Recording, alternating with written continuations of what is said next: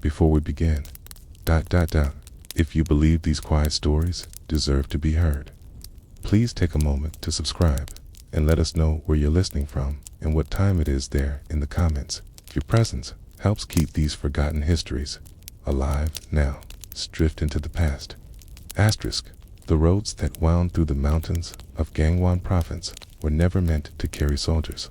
Not in that way, okay? They were muddy veins of frozen dirt and stone, winding from hamlet to hamlet, crossing footbridges built by grandfathers and worn down by hooves, not boots. And in the winter of 1942, when the Japanese Imperial Army began recruiting, that was the word they used girls from farming families in the outskirts of Pyeongchang. There wasn't yet a word for what they were really doing. Her name was Cho Yana. She had never seen the sea dot in the hush of early morning frost. She would carry buckets from the stream before dawn, kneel over radishes buried in straw mats, and help her mother warm rice gruel over low coals. The war was somewhere else, spoken only through radio crackles and the occasional whisper from traveling merchants, brought salt or dried squid from the coast. But it crept closer every season. Yania was 16. Her older brother had already been conscripted. Her father had died of tuberculosis 2 winters ago, leaving her and her mother to tend a quarter-acre of barley and a single ox. When the village chief visited their home with 2 men in military coats and said she had been selected for factory work to support the emperor's efforts, her mother bowed, not in agreement, but because that was all a mother could do. The document was already signed. They told Yanaya to bring 1 extra dress, a blanket, and her identification card. She did not have one. The men gave her one. The photograph was crooked. Her name was misspelled. She was taken in a cart that rolled down the frozen road, flanked by 4 other girls. One was crying. One was humming a folk song from Shanghai. The others were silent. They passed homes. They recognized homes where they'd shared barley pancakes and birthday soups, now dim with morning frost. No one waved. The villagers had been told not to. The comfort station was not in Japan, as she had been led to believe. It was in northern China side, a garrison surrounded by barbed wire and temporary barracks. There was no factory, no thread, no machines. The first night was quiet. That was the last quiet night. The barracks were wood, with thin roofs and no insulation. The women were told wear 2 sleep rows of cots with old military blankets.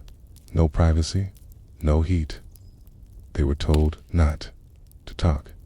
They were given a small ration of rice and water, and warned that disobedience meant no food.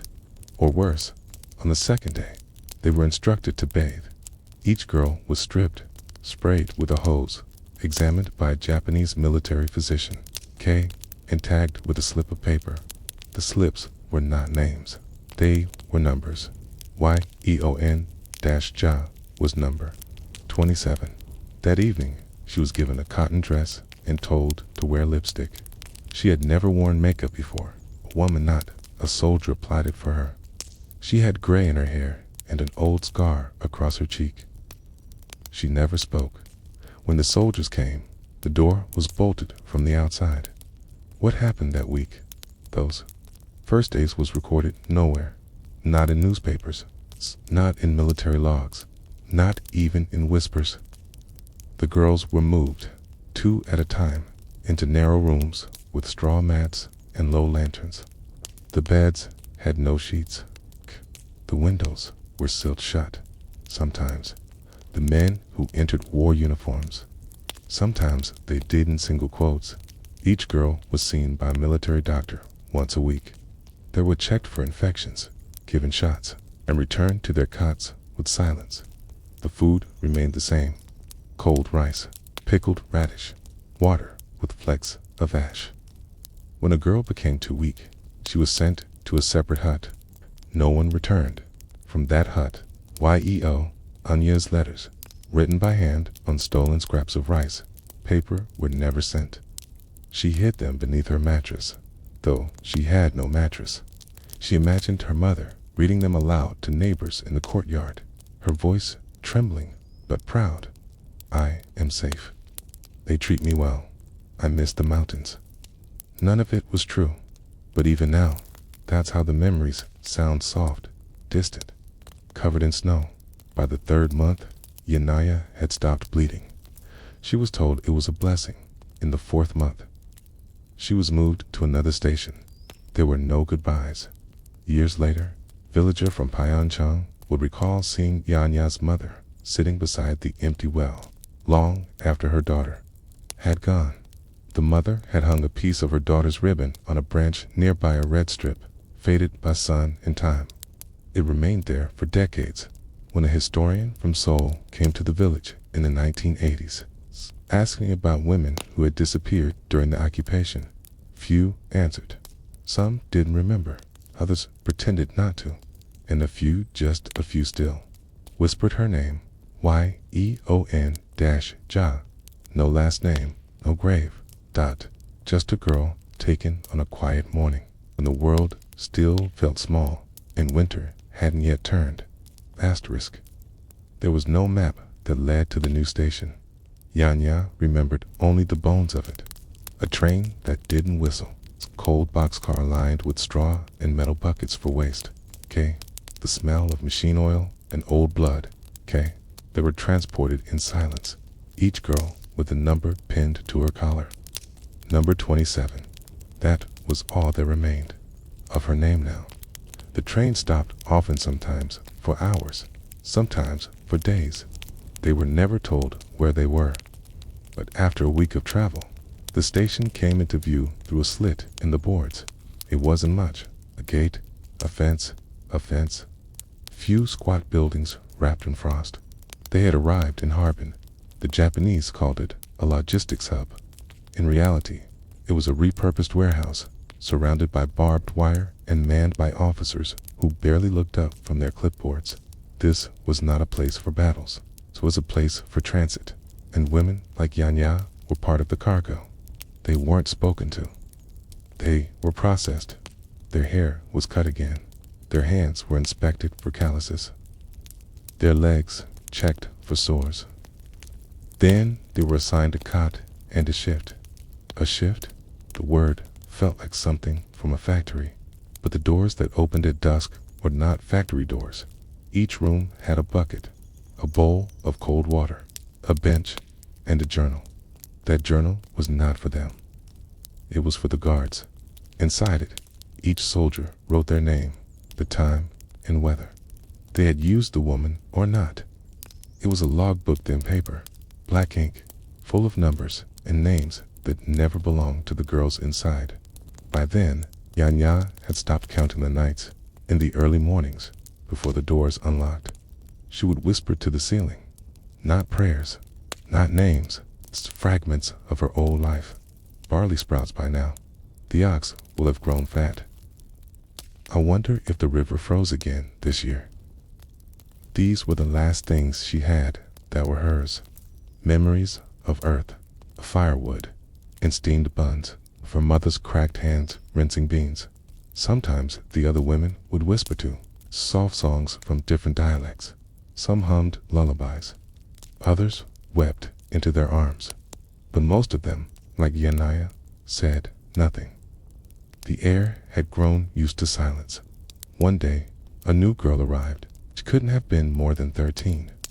She didn't understand the instructions. Kay didn't respond to Japanese. A teen even know how to hold a spoon properly. Yananya watched as the older women took her aside, cleaned her face, and tried to prepare her. The girl didn't return the next morning. The cot was empty. They never spoke of her again. The daily routines at the station had all the bland repetition of military life. Breakfast, a thin porridge with cabbage stems. Inspection, a medical check, sometimes involving vaginal swabs, taken by a male medic with rubber gloves and a clipboard. Orders who would be stationed in which hut. At which time, dinner, leftover rice, cold tea, and a vitamin tablet if they were lucky. It was this routine that kept them alive, not because it was kind, but because it was predictable. The body learns to survive when it is not allowed to choose. But some days, even routine broke down. There were nights when drunk soldiers came in groups, laughing, demanding things. They would bang on the doors, break lanterns, spit in the food, rip blankets. Sometimes the guard stepped in. Sometimes they DN single quotes. Once, Ianya saw a girl dragged out by her hair. She never saw her again. One evening, a Japanese officer came into the hut, not a low-ranking conscript, but a clean-shaven man with polished boots and no smile. He stood in the doorway, holding a file, looked at each of them in turn, then pointed to Yeon-Ja. She was led outside for the first time in weeks, not to the gates, to an office inside. There was a desk, a radio, a pot of hot water, and a translator. The translator spoke Korean, but poorly. He asked questions. Name, age, where is home? She answered quietly, her voice dry from disuse. The officer listened, then wrote something in the file. Then he spoke, slowly. You, stationed here, indefinite. He didn't smile, but he handed her something, a toothbrush. Back in the hut, the other women stared at her. It was the first object she had received that wasn't shared, not rationed, not borrowed. It's her own. That night, she didn't use it. She kept it under her cot, wrapped in the paper it came in. It wasn't much, but it was proof that she still existed, that someone had seen her as more than number 27, just a little more. A week later, the hut was fumigated. 2 women became sick. The medical staff administered a white powder. One of them improved. The other died in her sleep. Yania woke to the sound of coughing. Then silence. No one moved the body for hours. When the guards finally arrived, they took the blanket, not the girl. The next morning, there were still 5 bowls of porridge. No one ate the 5th. There were rumors of stations in Thailand, in Malaysia, even the Pacific Islands. Some women said they'd been moved 4 times. Others had been here since 1939. No one knew how long this would go on. The war, they were told, was nearing victory. But they never heard planes, never saw newspapers. The only news came from the occasional soldier who dropped the whisper bombs in Tokyo or allies near Saipan. Still, they waited for something. Anything but time in the station didn't move forward. It folded in on itself. Days looped like thread, pulled too tight. The sun never rose in a different way. The water always tasted the same dot. Some girls marked the walls with tiny lines, a makeshift calendar. Others didn't want to know. Yania marked only one thing, her name. She scratched it beneath her cot, in tiny characters. Just once, she stared at it each morning before the door opened and whispered, I am still. Here, the war would end. That much is known. But what happened to Yanya? There are no records, no death certificate, no return registry, no reunion, only a name scratched into the underside of a wooden cot. In a station with no map, in a town that forgot its own name. What happens to a memory when the world refuses to hold it? Asterisk, in August of 1945, the doors were left open. No announcement, no orders, no food. The guards didn't arrive with their clipboards. No soldiers banged on the wood to rouse the girls. Only the wind came in stirring dust, lifting the stale corners of sleeping mats. For the first time in years, the air did not smell like disinfectant and iron. The war was over, but no one told them. The comfort station simply stopped. The gates were unguarded.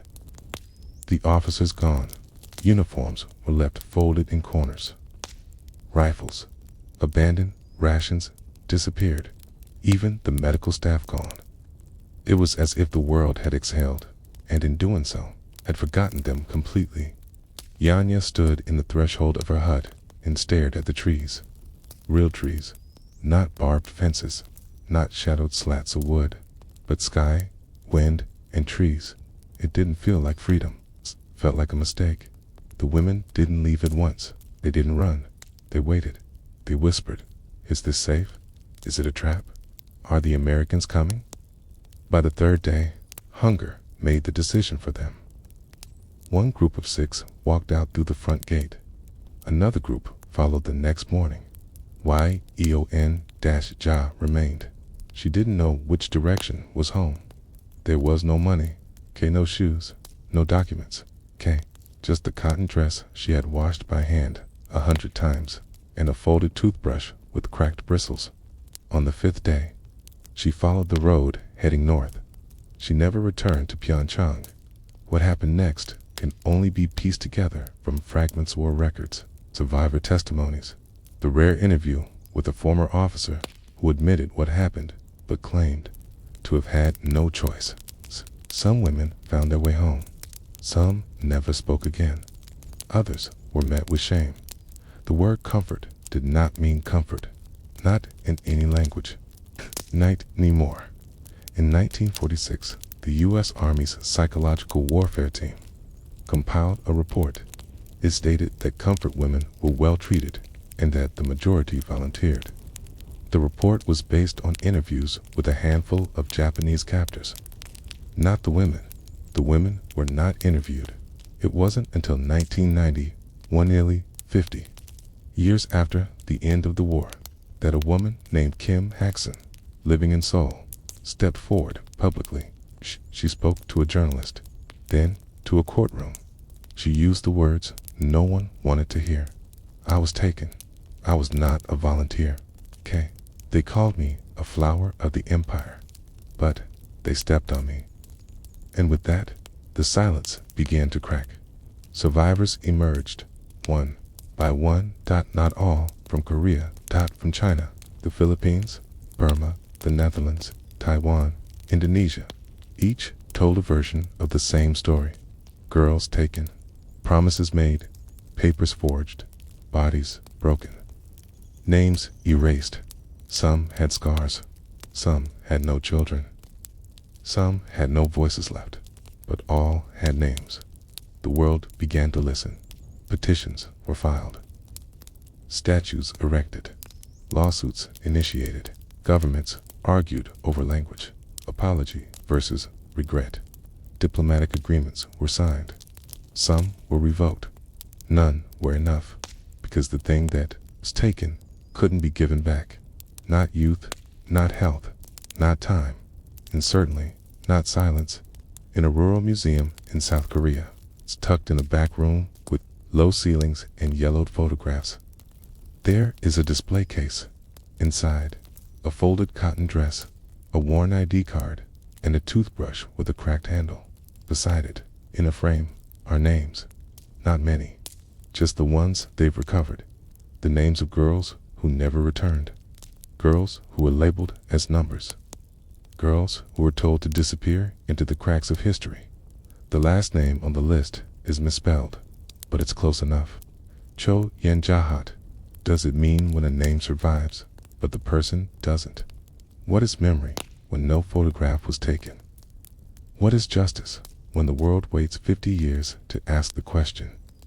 What is a life when the record says missing, presumed, abandoned? And how many more names were never scratched into wood? Casa Risket began with forms, official-looking papers typed on thin, gray government stock, boxes to tick, signatures to collect. It's language that made no mention of the body, no mention of suffering, only logistics. The comfort station was not built overnight. It was budgeted, diagrammed, and constructed like any other military facility.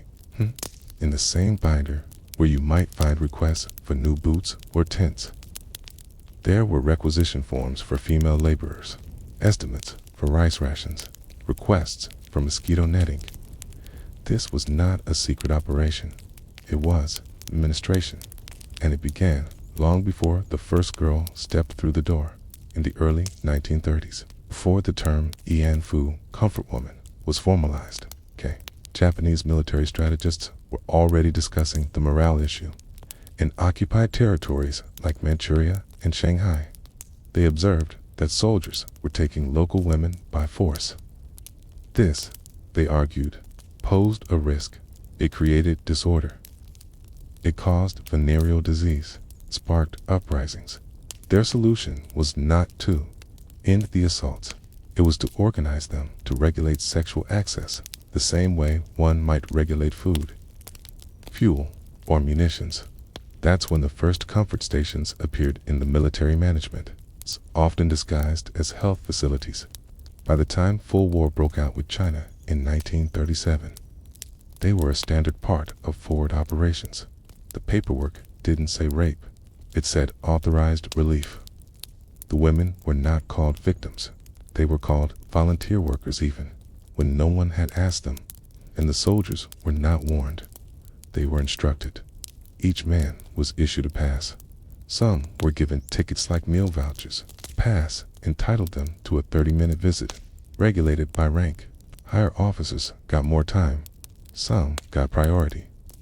The logbooks at each station recorded it all: name, unit, time of arrival, time of departure, room number, girl's number, any incidents.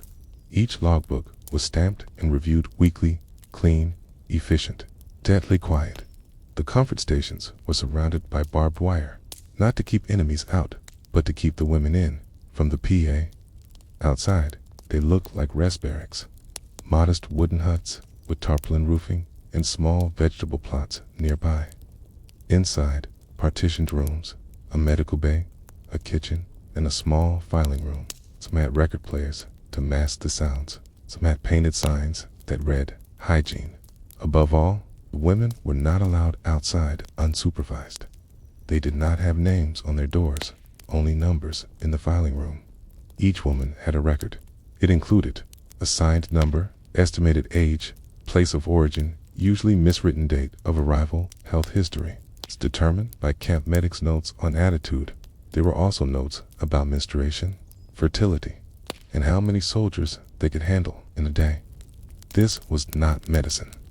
This was inventory control. Medical inspections were mandatory twice a week. These were conducted by military, doctors, or local collaborators hired for the purpose. Girls were forced to strip in rows. Any signs of venereal disease were noted. Those infected were isolated, not for their safety, but to protect the men. In many comfort stations, penicillin was administered to the women before the soldiers ever received it. The reason: infected women created downtime for military personnel. Disease was not a humanitarian issue, it was a logistical inconvenience. The body was not sacred, it was a liability. Daily schedules in the stations were rigid. 5:30 a.m., wake-up bell. 6 a.m., cleaning and personal hygiene. 6:30 a.m., breakfast rice gruel, pickled vegetables. 7:30 a.m., room preparation, sheets changed, incense lit, uniforms checked. 8 a.m. to 6 p.m., service hours broken into 30-minute slots. 6:30 p.m., dinner. 7 p.m. to 10 p.m., officer-only hours. 10:30 p.m., inspection. 11 p.m., lights. Out. Days blended into weeks. The routine was designed to erase time, to keep the body occupied, restrained, predictable. Some girls tried to keep count of the men. Most stopped after the first month.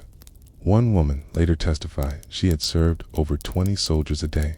Another, more than 10,000 men over 3 years. None of it was recorded in her file. Only the number, only her status, active. No complaints in the kitchen. Women were allowed to help prepare meals if they were in good standing. This was considered a privilege. Some used this access to steal scraps. Others formed quiet friendships with Korean cooks or local conscripts who spoke their language in rare cases. These connections led to escape attempts. Most failed. Punishment was swift. Beatings, withholding food, solitary confinement. In one documented case, a girl was forced to kneel on sharpened bamboo for hours. Another was tied to a post outside, in the rain. Sometimes the punishment was quiet. Removal from records. Erasure. Few soldiers questioned the system. They were told the girls were paid, that they were volunteers, that it was better than having them attacked in the villages. This lie was repeated so often it became procedure.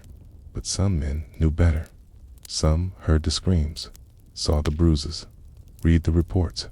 One soldier and interpreter, stationed in Malaya later, described the logbooks as brutally neat. He recalled watching a girl barely able to walk, being told to clean her room before her next shift.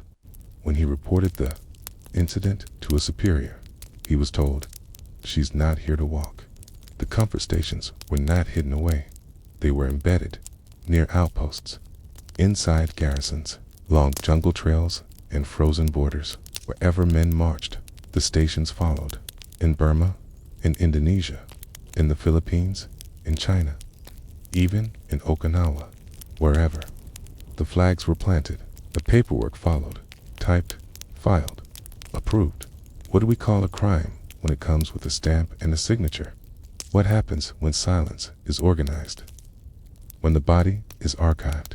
And how many names were lost in those files that now sit, sealed, in Tokyo? It's asterisk, somewhere in a government archive, likely untouched for decades.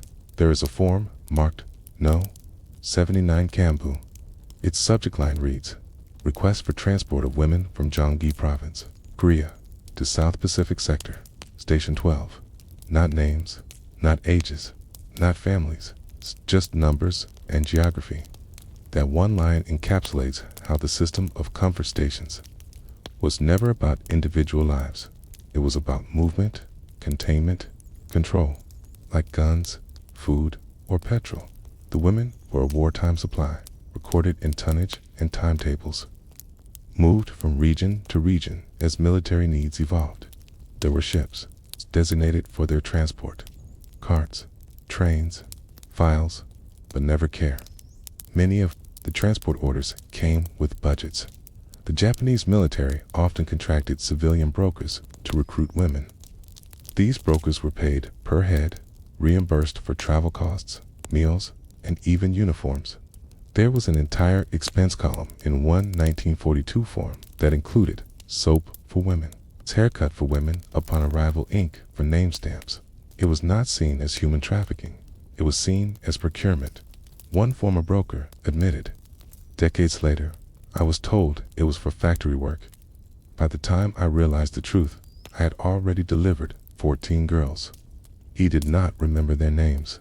In the Philippines, some women were tricked using the promise of jobs in city cafes or laundries. Others were simply seized, especially in rural areas where military presence was absolute and community resistance nearly impossible. Witnesses in Islacos Norte recalled trucks arriving at dawn, with soldiers banging on doors, demanding eligible girls for questioning. Few returned. The stations themselves were assembled rapidly. Materials were basic wood planks, tin roofs, mosquito netting. In some cases, existing buildings, like schools or warehouses, were converted overnight. Inside, rooms were divided with curtains or plywood. The flooring was often unfinished. One surviving account describes the floor of her station in Borneo as always sticky with mud and other things. She never forgot that smell. Food supply was rationed with brutal precision. Each comfort station had a quota. The women received to go about 300 grams of rice per day, pickled vegetables or salted fish, boiled barley water. Protein was rare. Fruit almost never. Medical supplies were likewise distributed in terms of value to the military. If there were 5 girls and 3 doses of medicine, the healthiest 3 were treated first. The others were considered low priority. Records show at least 50 stations submitted weekly updates labeled incapacity reports, where women unable to serve were listed and marked for transfer, treatment, or removal. One column in a preserved form simply reads, disposition, deemed unfit recycle, or return to province. No further explanation, no method of return. For many women, death did not mean burial. There were no funerals inside the stations when a girl died. Her body was wrapped in cloth, occasionally burned in a pit outside camp, or buried in unmarked soil. Sometimes soldiers dug the grave. Sometimes it was left to other girls. No priest, no marker, no name. In several post-war interviews, survivors recall being told, if you die here, no one will know. Your family thinks you're dead already. That threat was both true and strategic. It was isolation weaponized. The Japanese military justified the system by invoking order. Without the stations, they argued, sexual violence would increase, disease would spread, troop morale would collapse. In internal memos, officers described the comfort women's system as benevolent discipline. They called it protection. They described the women as wives of the war effort. The lie was industrialized. One of the most chilling pieces of evidence ever recovered was not a testimony or a photo. It was a menu discovered in an abandoned station in Guangdong. It outlined the daily rotation. Monday, girl knows, 1 to 10, Tuesday, girl knows, 1-1-20. Wednesday, girl knows, 21 to 30, Thursday. Officer priority, reserve rotation Friday. Medical day, no entry Saturday. All active girls Sunday, closed for disinfection. Beneath the menu was a note. Please record extra requests with the night guard. Kate read more like a hotel schedule than a war crime. But that was the point. The comfort stations weren't about violence in the shadows. They were about control in the light. In 1943, Tokyo headquarters received reports that too many girls were becoming ill too quickly. A new directive was issued. All stations must rotate women every 3 months to prevent emotional dependency or fatigue. It was labeled an efficiency measure. It did not consider recovery. It did not address trauma. It was simply another layer in the machinery. Women became interchangeable, like rations, like bolts, like files in a drawer. But the system could not hide everything. In some places, like Saipan, American troops discovered comfort stations when they captured Japanese bases. They found logbooks, medical records, and in some cases, survivors. But these women were not taken home. They were questioned, photographed, then released with no support. Their stories were filed, not believed. Many simply vanished. Years later, one American interrogator remembered the moment he realized the magnitude of what he had seen. It wasn't just the violence. It was the organization, the folders, the stamps, the rotating schedules. That's what haunted me. Not that it happened, but that it was planned. What happens when pain becomes protocol? When assault is normalized on a schedule, okay? And what do we do with the receipts of a system that ran like a factory but broke every human it touched? Asterisk, when Japan surrendered in August 1945, orders were dispatched to military bases across Asia. The command was urgent and specific. Destroy all sensitive records immediately. Furnaces were stoked in the basements of garrisons. Files were shredded, logbooks soaked in fuel. Names, dates, reports obliterated. Pages that bore witness to thousands of unspeakable acts turned to ash overnight. One document from Tokyo's War Ministry was later found partially burned. The top line reads, Comfort Station, Personnel Ledger, South Sector, March 1944. Below that, it's black flakes. Entire histories erased in minutes. Not to protect the women, but to protect the system that had used them in the chaos of withdrawal. Many comfort stations were simply abandoned. The gates left open.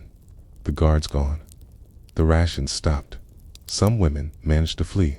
Others were captured mistaken for collaborators by local resistance fighters who didn't understand what the stations truly were. Some were raped again, this time by the soldiers, meant to liberate them. Few returned to villages only to be shunned, accused of shaming the family. The war ended. But for the women, the silence had only just begun. Post-war trials, like the Tokyo War Crimes Tribunal, focused on high-ranking generals and dramatic massacres. Rape was discussed, but the comfort station system was largely overlooked. Few perpetrators were charged. None of the architects of the system were tried for its creation. Even Allied interrogations failed to document the full scale.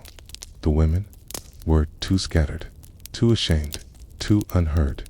In 1992, a breakthrough came.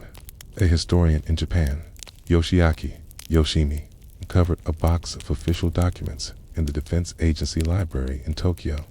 They included requisition orders for comfort stations, budget allocations, medical inspection reports, directives from military headquarters. Acknowledging the control and management of these stations, it was undeniable. The Japanese government had built the system, funded it, oversaw it. The news broke in Japanese newspapers. International outrage followed. The Japanese government issued a statement of sincere remorse, but not a legal apology, and no reparations. That same year, survivors began to speak publicly. Women who had stayed silent for 50 years now stood before microphones, often shaking, sometimes sobbing, recounting the same rituals: the uniform inspections, the wooden cots, the syringes, the curtains. Some were met with compassion. Others received death threats. In South Korea, the House of Sharing was established, a home where surviving comfort women could live together, cared for, and heard. Inside the home, there is a small museum. On one wall hangs a reproduction of a military logbook. Next to it, a list of girl numbers from a camp in Indonesia.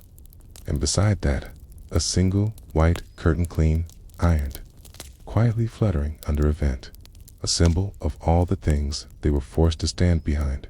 Comfort stations have now been documented in at least 11 countries. The number of women forced into them is estimated between 50,000 and 200,000. But the truth is, we may never know. Records were burned, testimonies were buried, and many women died before they could speak. When Japan surrendered in August 1945, orders were dispatched to military bases across Asia. The command was urgent and specific: destroy all sensitive records immediately. Furnaces were stoked in the basements of garrisons. Files were shredded. Logbooks soaked in fuel. Names, dates, reports obliterated. Cages that bore witness to thousands of unspeakable acts turned to ash overnight. One document from Tokyo's war ministry was later found partially burned. The top line reads, "Comfort Station Personnel Ledger, South Sector, March 1944. Below that, black flakes. Entire histories erased in minutes. Not to protect the women, but to protect the system that had used them in the chaos of withdrawal. Many comfort stations were simply abandoned. The gates left open. The guards gone. The rations stopped. Some women managed to flee. Others were captured mistaken for collaborators by local resistance fighters who didn't understand what the stations truly were. Some were raped again, this time by the soldiers, meant to liberate them. A few returned to villages only to be shunned, accused of shaming the family. The war ended, but for the women, the silence had only just begun. Post-war trials, like the Tokyo War Crimes Tribunal, focused on high-ranking generals and dramatic massacres. Rape was discussed. The comfort station system was largely overlooked. Few perpetrators were charged. None of the architects of the system were tried for its creation. Even Allied interrogations failed to document the full scale. The women were too scattered, too ashamed, too unheard. In 1992, a breakthrough came. A historian in Japan, Yoshiaki Yoshimi, covered a box of official documents in the Defense Agency Library in Tokyo. They included requisition orders for comfort stations, budget allocations, medical inspection reports, directives from military headquarters, acknowledging the control and management of these stations. It was undeniable. The Japanese government had built a system, funded it, oversaw it. The news broke in Japanese newspapers. International outrage followed. The Japanese government issued a statement of sincere remorse, but not a legal apology, and no reparations. That same year, survivors began to speak publicly. Women who had stayed silent for 50 years now stood before microphones, often shaking, sometimes sobbing, recounting the same rituals, the uniform inspections, the wooden cots, the syringes, the curtains. Some were met with compassion. Others received death threats. In South Korea, the House of Sharing was established, a home where surviving comfort women could live together, cared for, and heard. Inside the home, there is a small museum. On one wall hangs a reproduction of a military logbook. Next to it, a list of girl numbers from a camp in Indonesia. And beside that, a single white curtain, clean, ironed, quietly fluttering under a vent, a symbol of all the things they were forced to stand behind. Comfort stations have now been documented in at least 11 countries. The number of women forced into them is estimated between 50,000 and 200,000. But the truth is, we may never know. Records were burned, testimonies were buried, and many women died before they could speak. Few survivors have lived long enough to see statues built in their honor, bronze girls in chairs, hands folded, eyes forward. These statues have been placed outside embassies, courthouses, schools, and every Wednesday in front of the Japanese embassy in Seoul. Women and supporters gathered not to shout, but to sit, to remind the world that even if a name is erased, the silence left behind still makes a sound. Asterisk. One of the most powerful questions ever asked during the hearings came not from a lawyer, but from a survivor. She looked at the tribunal and asked, "What would you call it if it happened to your daughter?" There was no answer. There never really is. What do we do with a crime that was bureaucratized?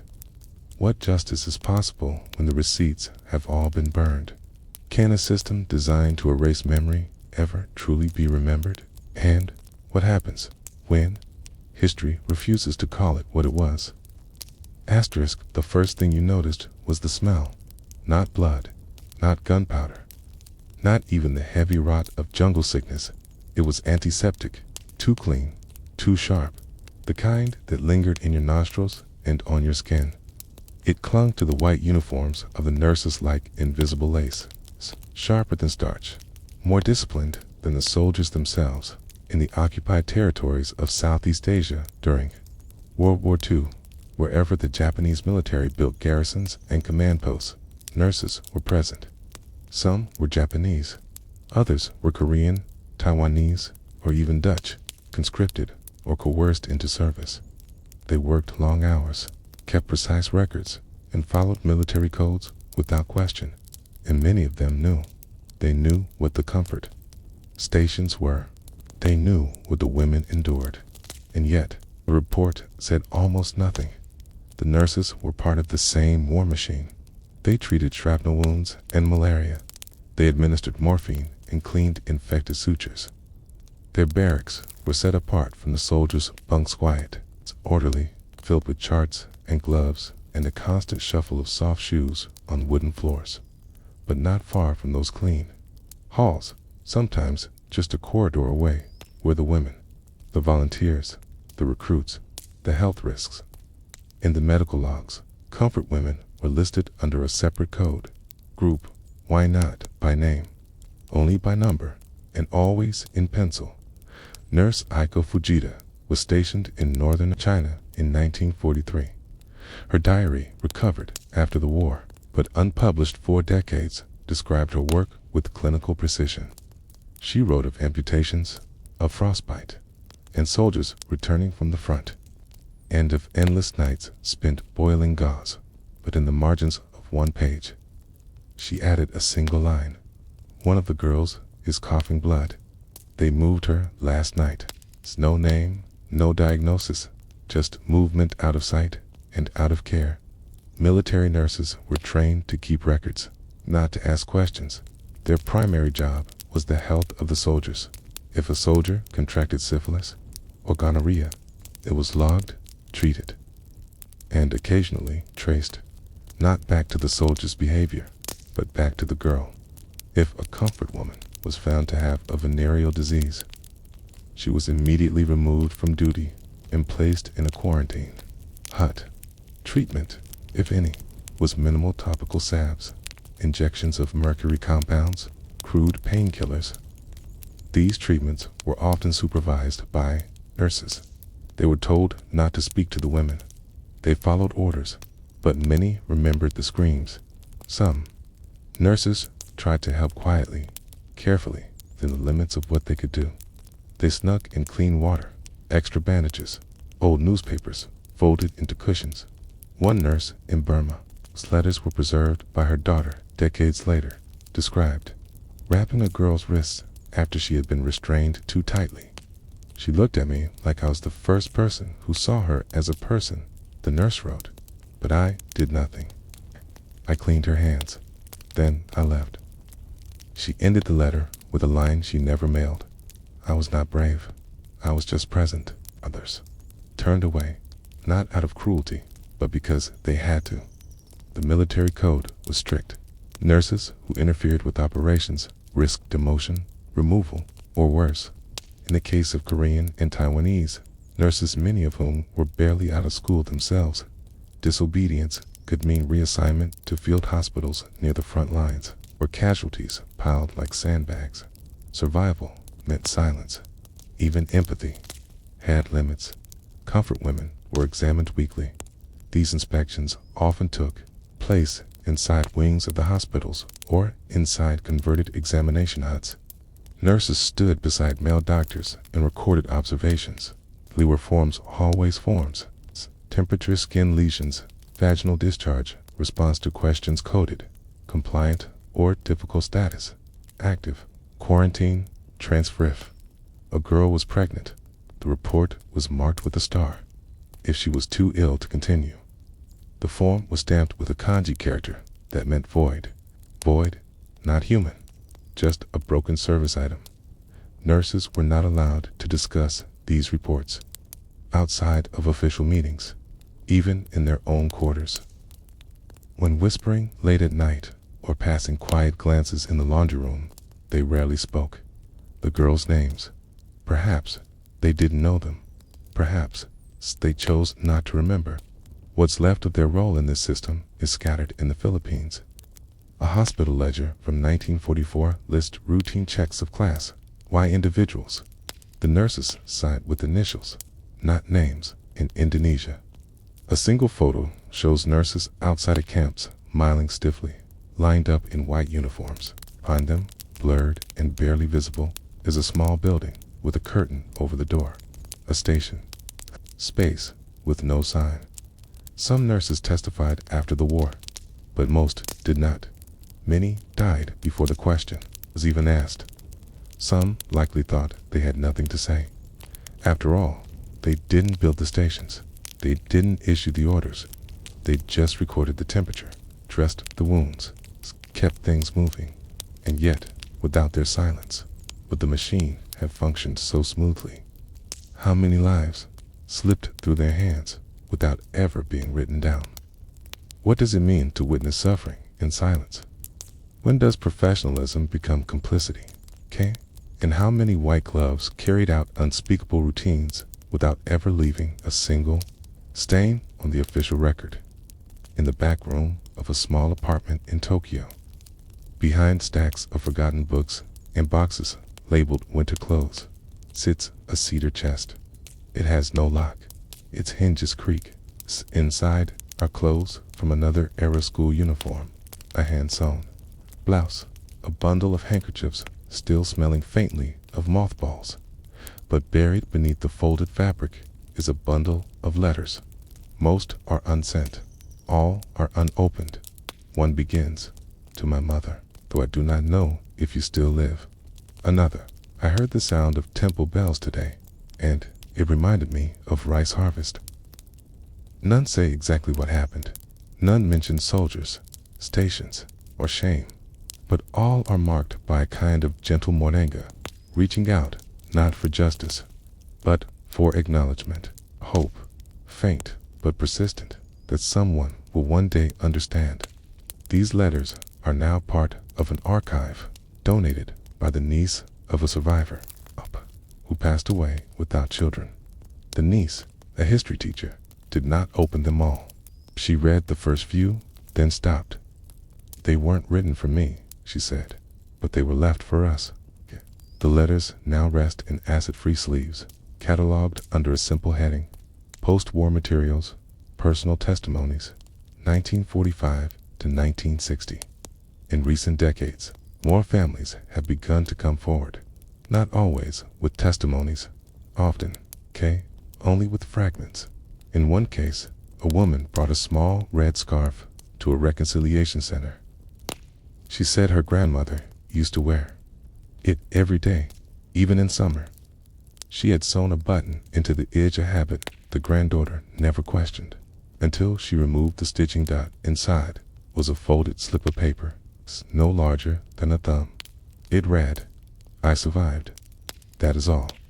Other items have surfaced: a tin canister of burned letters buried under a fig tree, a comb with initials etched in 2 languages, a child's drawing torn down the middle and folded into a family Bible, a wooden spoon carved with a date, August 14th, 1945, the day Japan surrendered.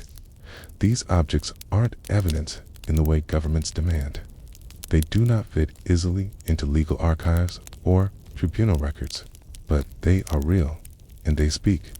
The daughters and granddaughters of survivors have taken different paths. Some have led protests, others have chosen quiet remembrance. A few have remained, conflicted, caught between pride and pain, unsure whether their family's silence was strength or surrender in soul. A third-generation descendant started a project called Unsent, where people can anonymously submit the letters they wish their ancestors had sent to her that they still can't bring themselves to write. Thousands have participated. Some write in the voices of the survivors. Others write as the family left behind. One letter simply says, "I would have waited forever. I just didn't know where to send the letter." This intergenerational silence is not just Korean or Japanese. It lives in the cracked corners of Manila, in the dusty shelves of Batavia, in the quiet Buddhist cemeteries of Taiwan and Okinawa. It lives wherever shame outlasted war, and wherever a daughter folded away the truth to spare her mother one more question she couldn't bear to answer. A university in Kyoto recently published a bilingual collection of unsent letters submitted by descendants. The foreword includes the line, "These words were never meant for the world, and that's precisely why the world must hear them." Each letter is printed in both Korean and Japanese, sometimes English, sometimes untranslated. They sit side by side, stitched like wounds, healing next to each other, still tender, but no longer hidden, in a primary school classroom in Busan. A teacher reads one of the letters aloud every April during Peace Education Week. The children sit silently. They do not understand everything, but they hear the names, and they hear the pauses, and slowly, history that was once locked in boxes and buried under floorboards begins to open fold by fold, line by line. What happens to the world when we start reading the letters, when we stop burning them, when we say the names out loud, even when our voices tremble? What stories rise up long after the pages have yellowed? And what future can we build if we finally dare to remember not just the pain, but the voices? The building had no sign, no flag, no number on the door to most who passed it on Jinling Road in 1938. It looked like another commandeered warehouse, one of dozens claimed by the Japanese military after the fall of Nanking. Its roof sagged in the middle, its windows were smeared with smoke, and its outer walls were marked with the black symbols for Junsha, military use. But there was something different about this building. It had no visible entrance on the south side. It received deliveries at night, and it did not show up in any of the garrison's official blueprints. Locals came to call it the room without a shadow, because even at high noon, it never seemed to cast one. The fall of Nanking in December 1937 was not merely a military occupation. It was a collapse of all known order. Tens of thousands were killed. Homes were looted. Bodies burned. The city, once the capital of the Republic of China, was gutted in a matter of weeks. And in the midst of that chaos, comfort stations were established to restore discipline among Japanese troops. Some were in converted homes, others in tents. The one, perhaps the most secretive, was in this unnamed building, barely a few hundred meters from the Yangtze River. No official name, no postal code, just a structure with a basement, a single stairwell, and a hidden corridor behind a false wall. No one who entered was allowed to speak of it. Not the guards, not the medics, certainly not the women. They were brought in at night, blindfolded, hands bound. Their names were not recorded, only their ages. Most were between 14 and 19. They came from the outskirts of Jiangsu, province villages that had already been shelled, farms that no longer had men to defend them. Some were Chinese, others Korean, already conscripted earlier, and now rerouted from Manchuria. None left with their names intact. Testimonies, decades later, described the basement as a grid of 6 rooms, each the size of a rice storeroom. The walls were of thick brick, painted a yellowish white. The floors were concrete, often wet. There were no windows, just one grated air vent in each room, too small for even a child to crawl through.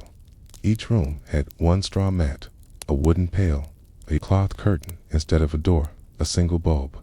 Sometimes broken, the rooms were never locked, but the stairwell above was always guarded, and the women never left without permission.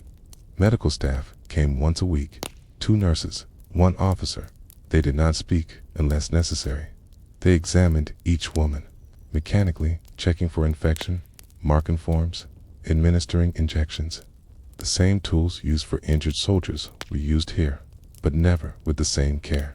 One nurse, who later gave a sealed testimony in 1969, wrote, "They were numbers.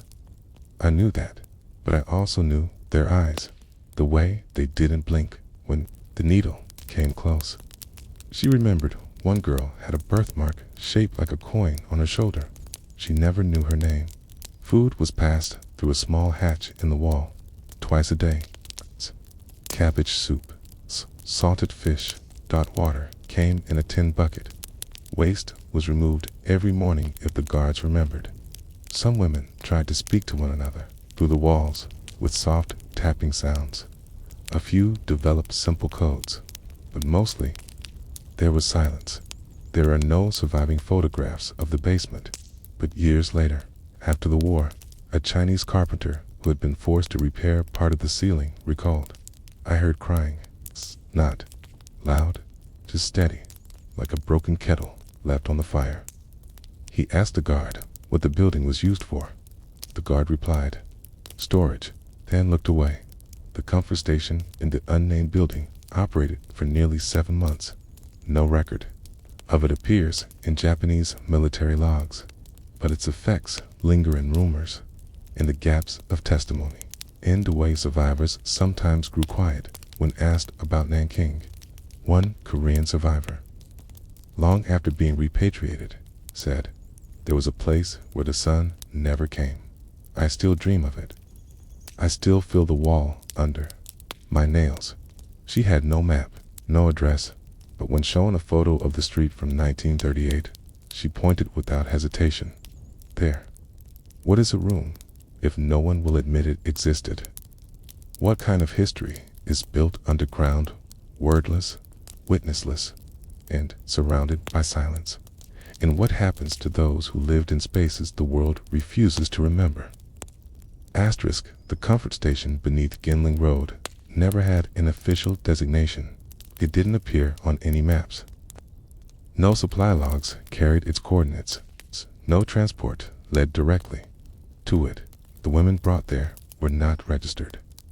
The soldiers who used it rarely spoke of it later, and the doctors who conducted inspections simply referred to it as Unit N12, unlisted in their field memos, quoted and quickly erased once read. But its silence echoed in strange places, in misplaced orders, in altered rosters, in medical kits marked hygiene surplus that always ran short.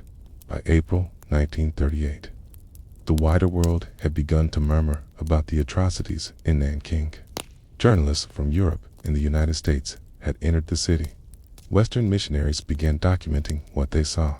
A handful of photos circulated: bodies in canals, children in doorways, churches burned. But no one reported the basement. No.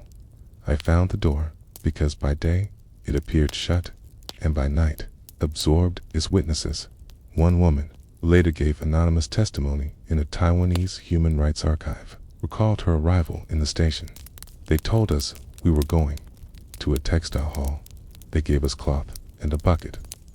There were 6 of us in the cart. They made us drink something before we went in. She woke up in the basement, naked, alone. There was no clock, no calendar. Time, she said, became a room that never ended. Asterisk. The soldiers who came to the station often wore no insignia. Some were drunk, others were silent, orderly. There were no names exchanged, no words. The girl from the testimony described it this way: they didn't want to know us. Tea. They wanted something to use and forget. It's the first time she bled. She was dragged upstairs. It's the second time she was left lying on a mat for 2 days.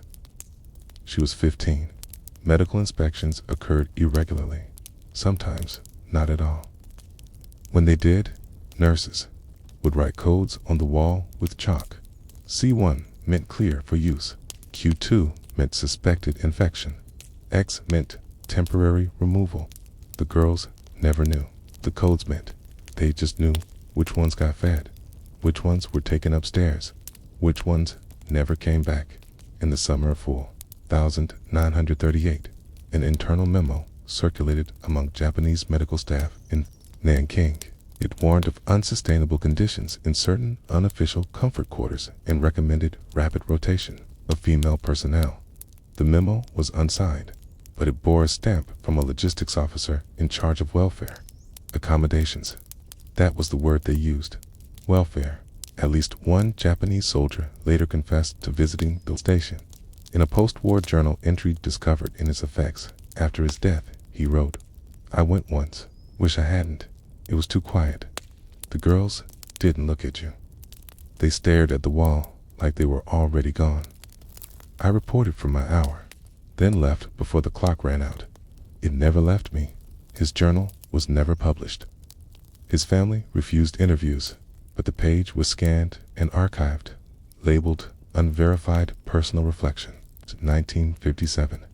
Even decades later, the basement refused to be named. When the war ended, the building was partially destroyed in an Allied air raid. The top floor collapsed. The basement flooded. No records survived. Only rumors. Only the girls who escaped, or were left behind, or buried somewhere beneath the cracked concrete. Under layers of time, shame, and silt, in 1991, a local historian attempting to catalog war sites in Nanjing came across a description in a crumbling police ledger. It read, April 1946, discovery of human remains in South District Utility Corridor. Likely war casualties. Case closed. Case closed. There were no follow dash-ups, no dental records, no excavation. The historian marked it in his notes as possibly related, station below ground, but with no photographs, no survivors willing to return, and no official government recognition. The lead went cold. The space remained lost, until one survivor, aged 84, returned to Nanjing in 2003. She stood in the middle of a public park built where the building once stood. She closed her eyes, pointed to the ground, and said, "The stairs were there. There are no plaques, no monuments, just grass benches, children playing.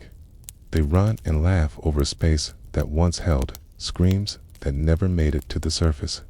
What is history when its walls collapse? What do we owe to the places no one marked, no one mapped, no one mourned? And how do we hold space for a room that no longer exists but refuses to disappear?" Asterisk, by the time the 21st century arrived, the hidden station beneath Jinling Road had faded into rumor. It was never mentioned in textbooks, never listed in military archives. The city around it had changed. What had been a corridor of ruined war buildings became green space, then later a boulevard of office towers and government centers. The address where the building had once stood was reassigned. Satellite imagery showed only cement, trees, a few benches, a parking kiosk, but survivors still remembered. Not always clearly, not always with certainty, but enough. In 2007, a group of university researchers from Nanjing Normal University began compiling unacknowledged wartime locations. They interviewed elderly residents, examined old telephone directories, and reconstructed missing structures using pre-war fire insurance. Maps. One listing stood out. A structure referred to only as Storehouse 21G, restricted entry, medical supplies. No blueprints survived, but the supply routes that fed it did. Military invoices showed unusual quantities of iodine, bandages, rice, and quinine, all delivered over 5 months in 1938, and all signed for by someone identified only as L.T. Koizumi. There was no official record of a L.T. Koizumi in that sector. He was a ghost in the paper trail, but he existed because someone signed those receipts, and someone received those deliveries of the women brought to the station. We only know a few.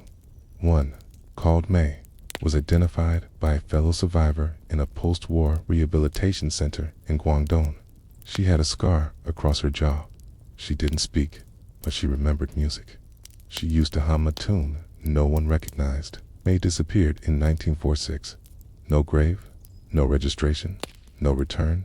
Another, unnamed in any file, later testified through an interpreter. In 1992, she recalled not the men or the violence, but the sound of dripping water, always in the corner, a pipe or a crack. It never stopped, even when everything else did. Her memory of that sound had haunted her for over 50 years. Rhythm with no meaning, no comfort, just a reminder that time had not stopped, only been buried. The basement, even after its collapse, seemed to cling to its secrecy. Excavations were suggested, but never funded.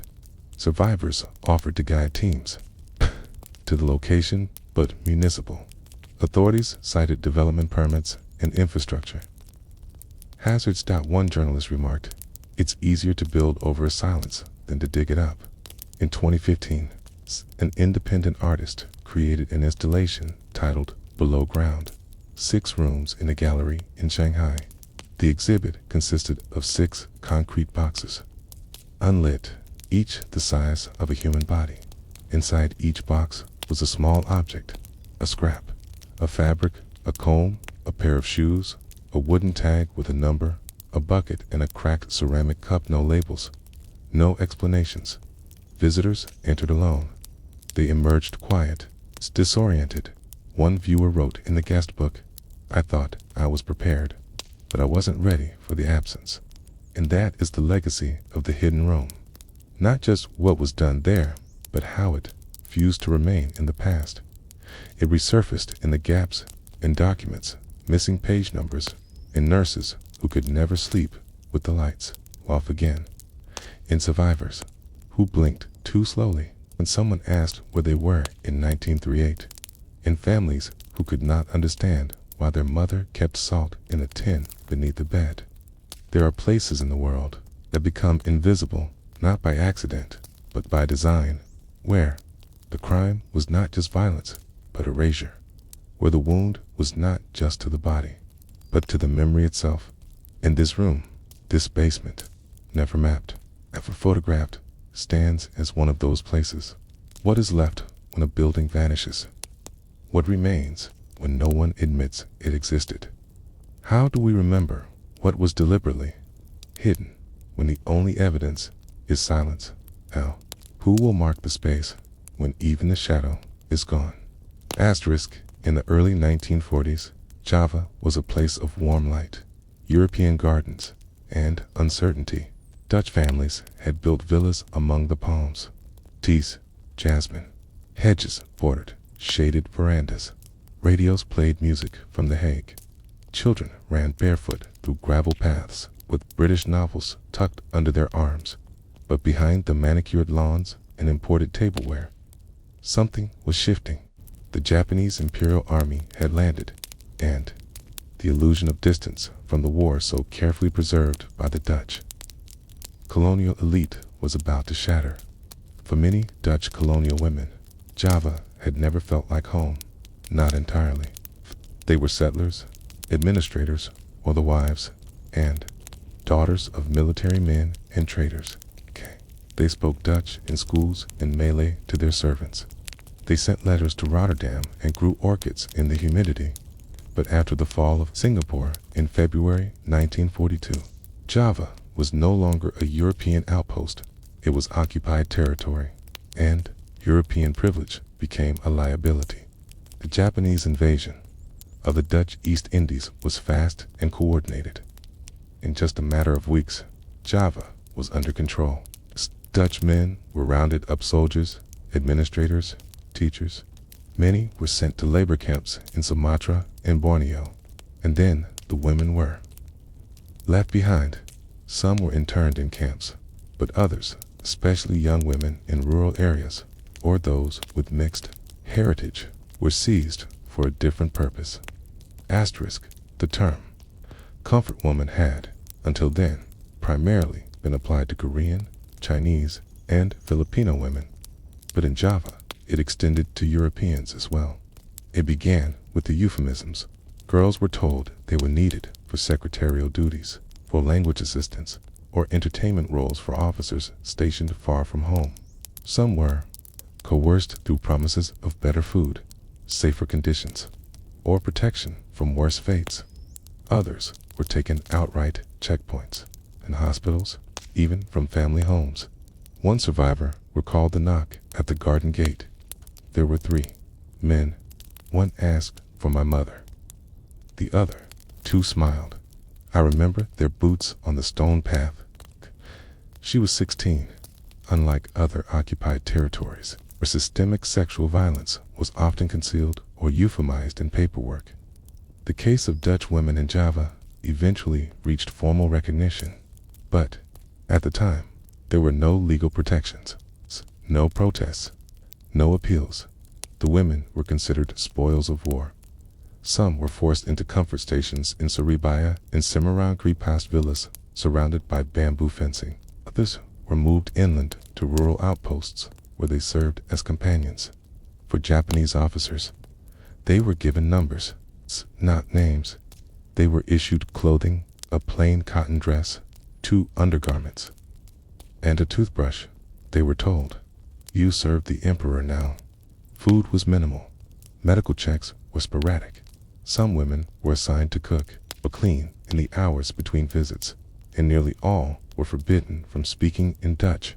One woman later wrote in her memoir, "I forgot how to pray in my own language. The words felt too sharp, too far away." Survivors described a strange duality in how they were treated. They were still seen as foreign, as outsiders, as part of the colonial class, but they were also powerless. One survivor, born to a Dutch father and Javanese mother, said, "They didn't know what to call me.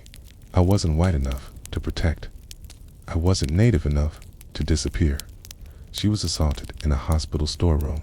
then transferred to a comfort station near Yogyakarta, where she remained for nearly 2 years. The Red Cross knew of some of the internment camps, but not the stations. The Japanese military made careful efforts to distinguish between interned civilians and recruited staff. The latter category required no oversight, and many of the Dutch women fell into that shadowed space and seen by diplomats, invisible in correspondence, spoken of only in whispers. In post-war interrogations, Japanese officers claimed the women had volunteered, that they had signed papers, that they had been compensated, but no signatures were ever found and no wages were ever paid. The trauma endured by these women took many forms. Some returned to the Netherlands after the war silent, fragmented, unable to explain why their eyes no longer met those of strangers. On trains, others remained in Indonesia, living quietly, often under new names. Few took their own lives, but most simply disappeared into the bureaucracy of post-colonialism, treated neither as heroes nor victims.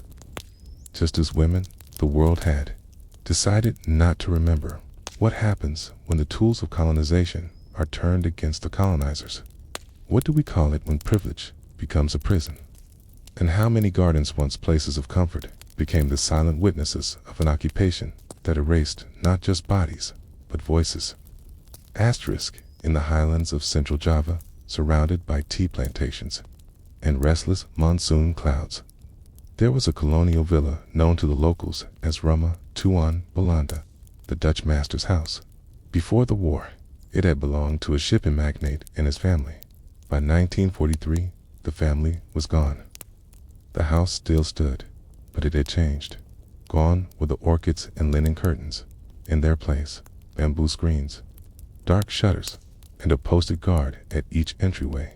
Inside, the villa had been repurposed not as a barracks or a command center, but as a comfort station reserved for Japanese officers and select personnel. The women kept their included Javanese, girls, Chinese indentured laborers, and hidden in the west wing where the servants once stayed, at least 4 Dutch women. They were not registered, but the guards called them the White Ones. One of them was named Ada.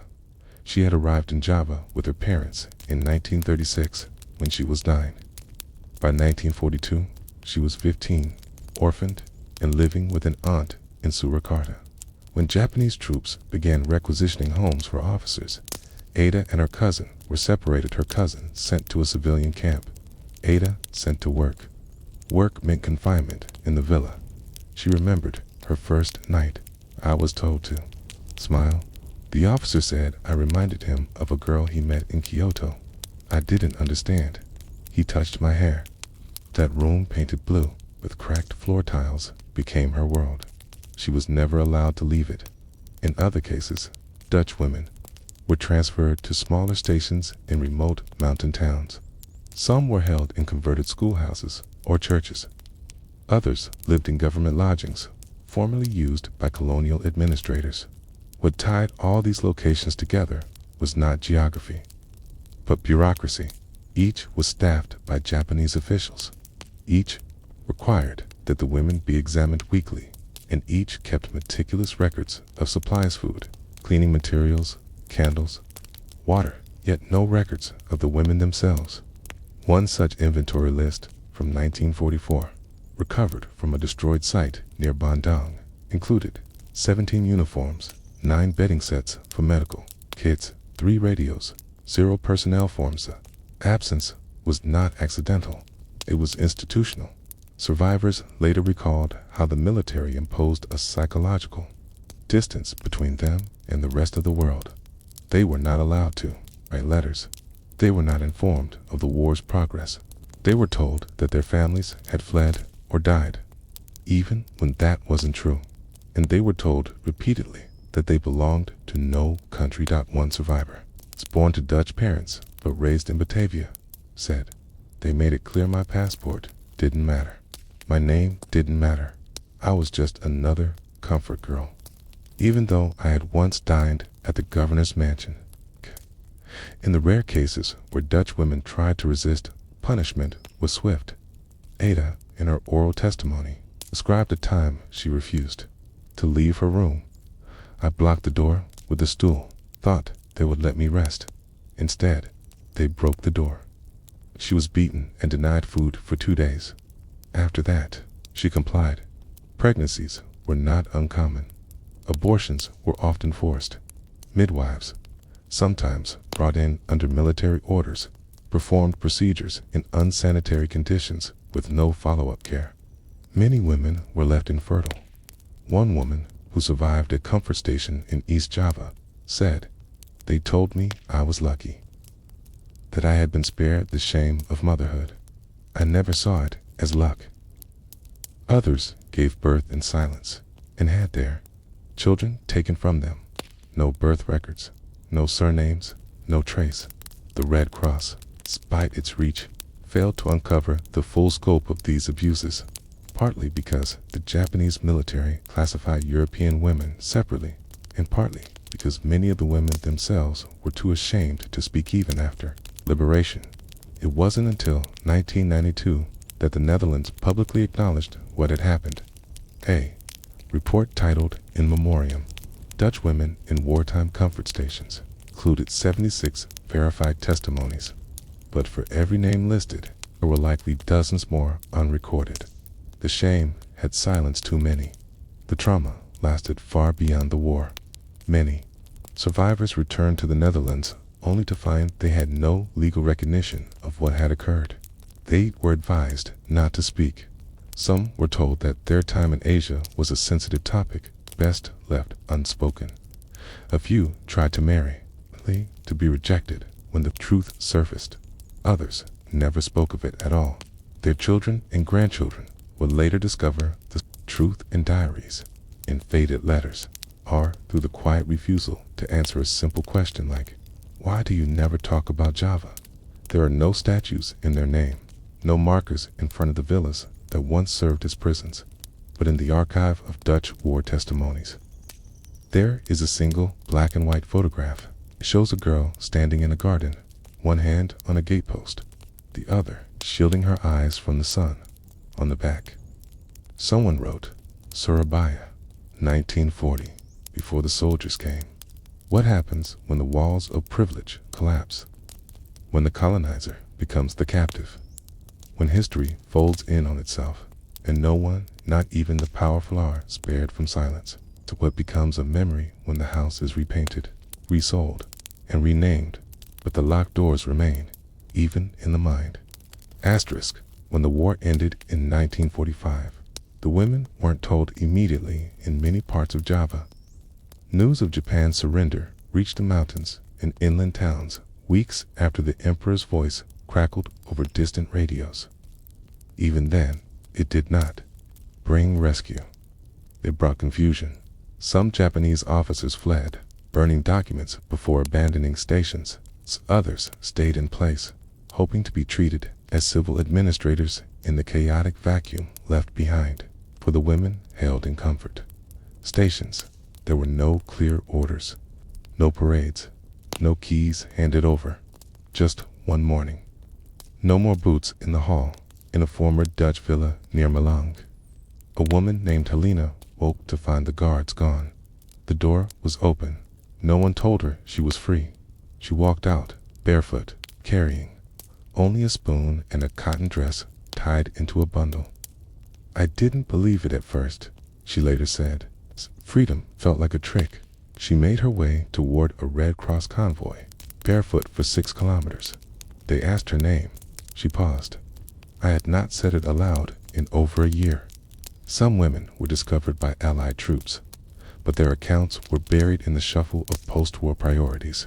A few were treated as refugees, given rations and temporary shelter, but others were mistakenly placed in POW wife camps or sent back to the Netherlands under the ambiguous label of civilian evacuees. No mention of what had happened, no counseling, no formal apology. And once in the Netherlands, the silence deepened. Women who spoke out were met with discomfort. Others were told to move on, to focus on rebuilding. One woman who survived captivity in Central Java later recalled, "I testified once. A man in a gray suit said, 'That must have been difficult, Kate, but many Dutch suffered during the war.' That was it." Her file was stamped and shelved. She never spoke of it again. Asterisk, for those who remained in Indonesia. Skewed, the situation was equally complex. The Dutch colonial presence was dissolving. The Indonesian national revolution was underway. Former survivors became anonymous again out of shame. But survival, to admit one's past under a new nationalist regime after having been both colonizer and captive, was to invite suspicion from every direction. One woman in Yogyakarta changed her name, married a local man, raised children, never revealed her past, not until her daughter found a notebook decades later, buried behind a wall panel. Inside were 4 entries. The last one read, "I do not regret surviving, but I regret not having the words for what it cost." In the 1990s, the silence began to fracture. A small group of Dutch survivors filed claims for recognition. They were older now, gray-haired, thin-voiced, but no longer willing to die unheard. Public hearings were held. The testimonies were careful, modest, measured, but they cut deep. Women spoke of being 16, of losing years in rooms that still appeared in their dreams, of washing blood from sheets with no soap, of learning to sleep without sound. In 2007, the Dutch government officially acknowledged their suffering and apologized, but it was too late. For most, they had already buried their silence. Some never heard the apology. Others did not want it. Ka did not need them to say sorry. One survivor said, "I needed them to know it happened. Add that I was real."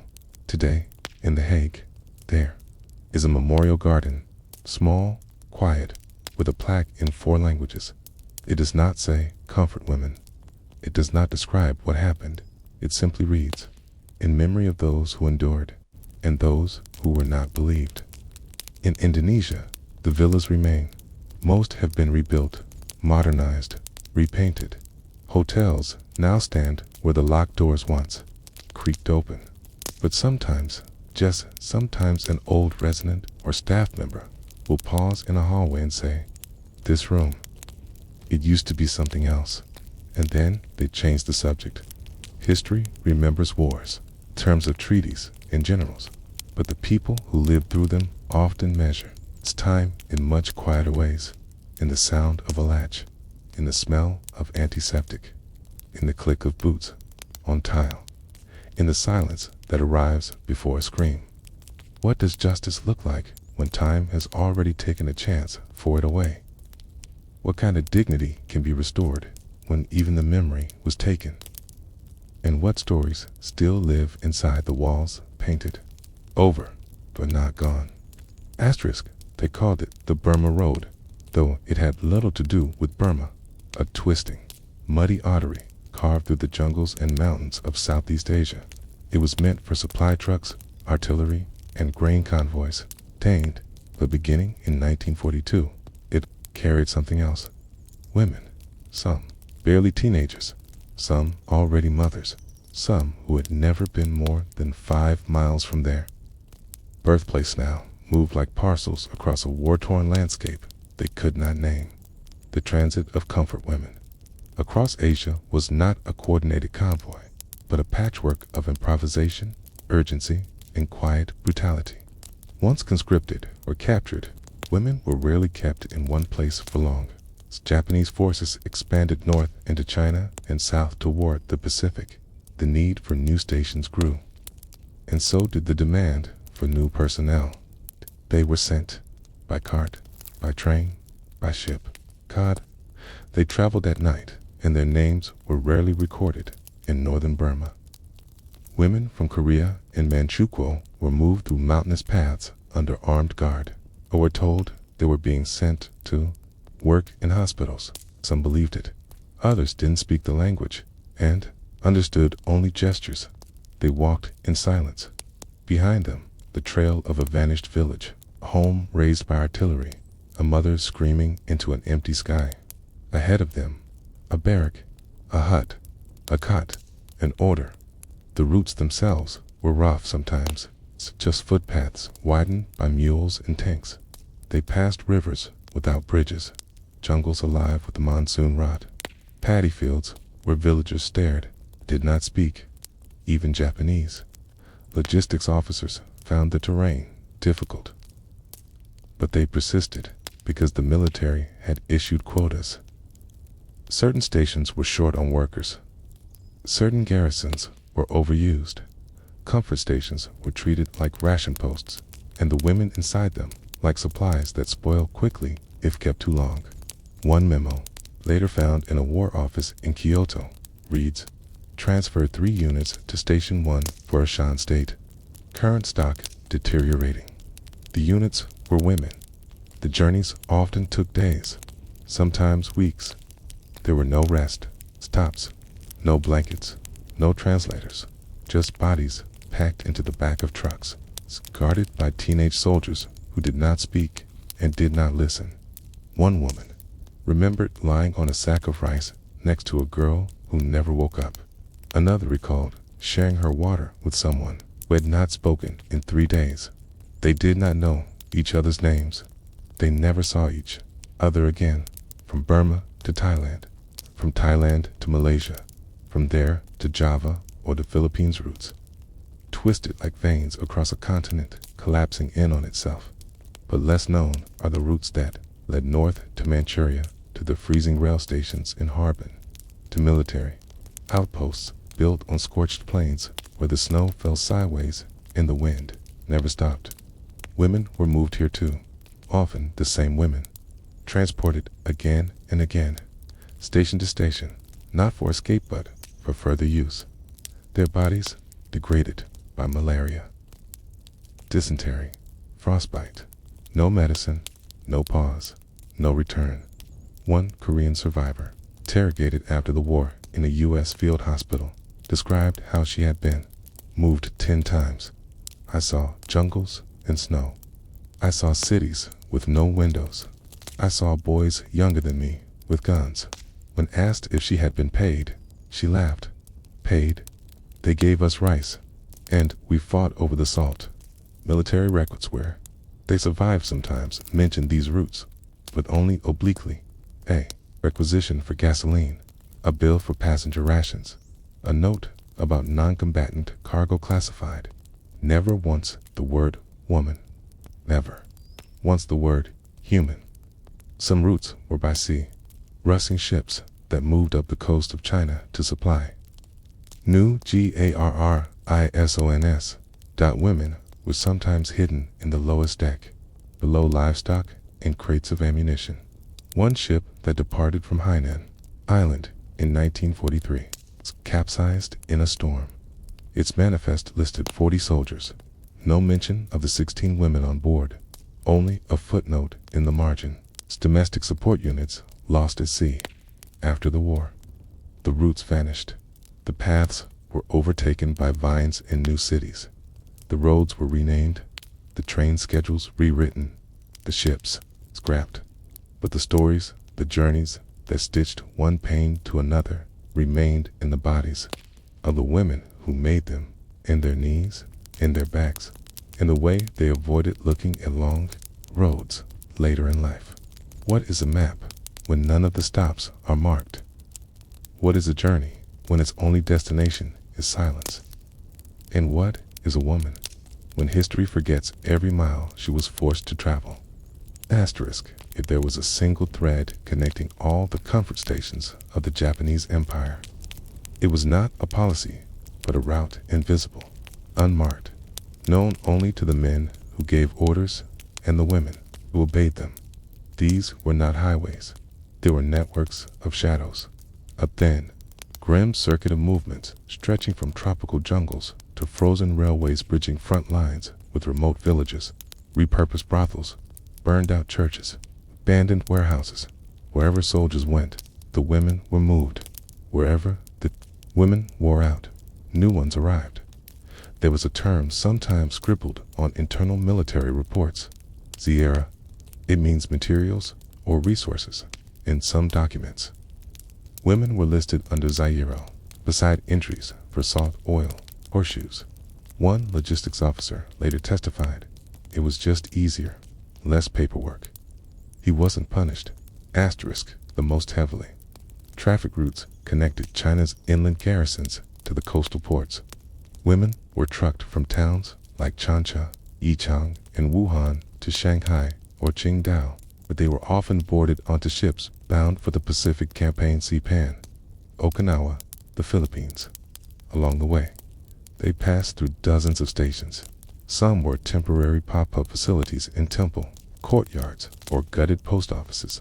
Others were long established, low buildings with narrow hallways and clipboard check-in logs. The women rarely knew where they were. They were spoken to in commands. They were moved in silence. A Dutch survivor was taken from Java and later transferred through Singapore. Then Saigon finally reached Formosa, now Taiwan. I was told it was the last stop. It wasn't. She was then sent to Okinawa just before the U.S. invasion. She survived, but only barely. Ships were among the most brutal of these. Transit methods. The holds were dark, unventilated. Seasickness combined with starvation. Some women shared space with crates of ammunition and barrels of rice wine. A survivor described being lashed to a beam to keep from rolling during storms. One Japanese nurse who worked on a transport ship in 1944 recorded in her private notebook, 6 women, 2 sick, 1 crying softly for her child. I gave them oranges. I wasn't supposed to. There is no record of what happened to those 6 women. Only the nurse's note, torn from the book and mailed to herself after the war. By land, the transfers were worse. Trains had no ventilation. Comfort stations were rarely close to rail hubs.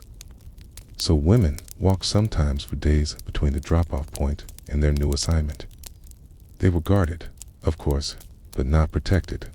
When food ran out, the guards ate first.